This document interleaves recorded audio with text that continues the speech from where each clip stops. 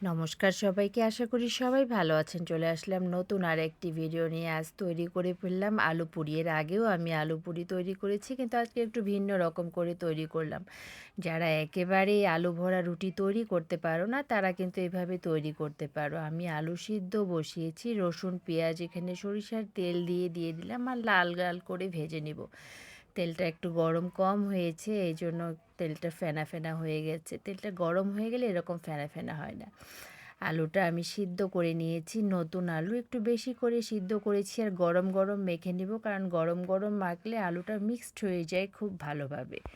যেহেতু অনেক গরম ছিল, আমি খুন্তির সাহায্যে আলুগুলি ভেজে নিলাম। এদিকে পেঁয়াজটাও মোটামুটি ভাজা হয়ে গেছে, সেরকম পর্যায়ে আমি বেশি করে একটু চিলি ফ্লেক্স করে রেখেছিলাম, সেটাও দিয়ে দিলাম। যখন নামানোর আগ দিয়ে আমি ধনিয়া পাতা বেশি করে দিয়ে দিলাম, কারণ আলু ভরা রুটিতে ধনিয়া পাতাটা খুব বেশি ভালো লাগে। আর ভেজে নিলে কাঁচা গন্ধটা চলে যায়। আমি আলুর মধ্যে তেল সহ দিয়ে দিলাম, যেহেতু আমি আটাটা এর মধ্যেই মাখবো। পরিমাণ মতো লবণ দিয়ে এটা ভালো করে কচলিয়ে নিব। আর একটু তেলটা বেশি করে দিব। আমি এখানে কোনো পানি ব্যবহার করব না, এর মধ্যেই আমি আটাটা মাখবো। ভর্তাটা খুব মজা হয়েছে, গরম ভাত দিয়ে খেতেও কিন্তু এই ভর্তাটা খুব ভালো লাগবে। আমি যেহেতু পুরি করব, এখানে ময়দা নিয়েছি, আপনারা চাইলে আটাও নিতে পারেন। আমি ময়দাটা দিয়ে খুব ভালো করে মেখে নিব।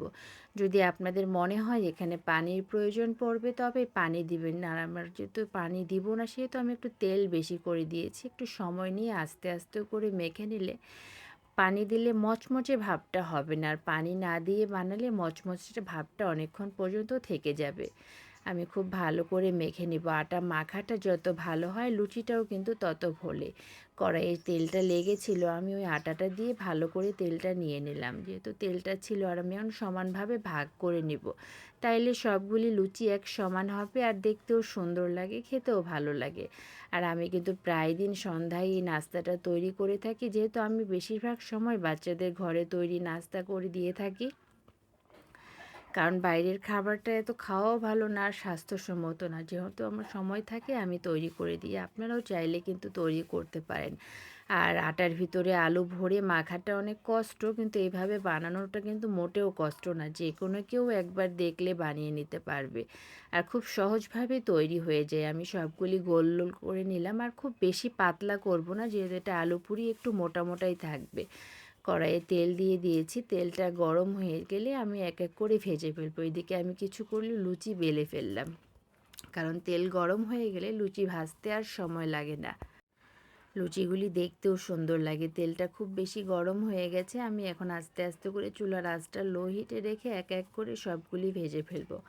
অন্তরা অনেকক্ষণ থেকে বসে আছে, বলছে মা এত সময় লাগছে কেন? আমি বললাম হয়ে যাবে, একটু বসো।